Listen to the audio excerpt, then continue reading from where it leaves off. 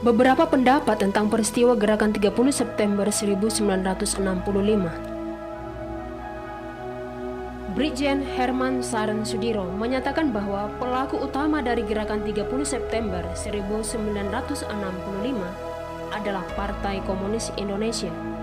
Target awal PKI adalah membunuh Presiden Soekarno yang hendak dilakukan pada saat upacara peringatan Hari Angkatan Bersenjata Republik Indonesia tanggal 5 Oktober 1965. Menurut Dr. Harold Krauts menyatakan bahwa di tubuh Angkatan Darat telah terjadi persaingan di antara para jenderal, yakni antara jenderal yang mendapatkan kedudukan dan posisi penting dengan jenderal-jenderal yang terbuang atau tidak memiliki posisi dalam tugasnya.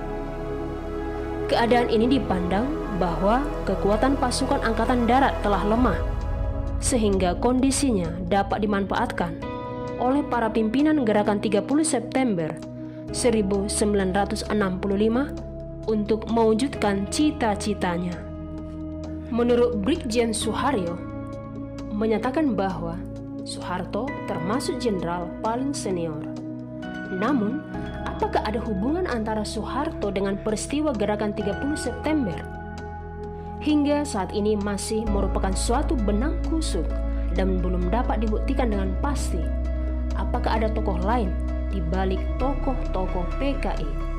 Yang jelas, Soeharto ikut mengambil tindakan tegas terhadap Partai Komunis Indonesia. Soeharto dianggap sebagai penanggung jawab pemulihan keamanan dan ketertiban masyarakat.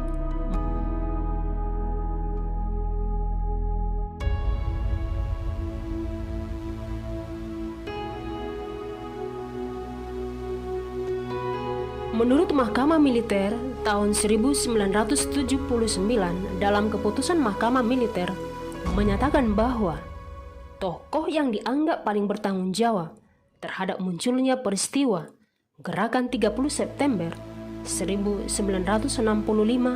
adalah Kamaruzaman atau Syam, Ketua Biro Khusus Partai Komunis Indonesia.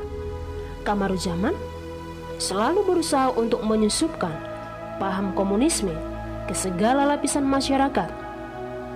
Menurut Gabriel Kolko, sejarawan Amerika Serikat, menyatakan bahwa berdasarkan pernyataan Gabriel Kolko yang disalin dari dokumen rahasia Amerika Serikat, menyebutkan bahwa pada awal bulan November 1965,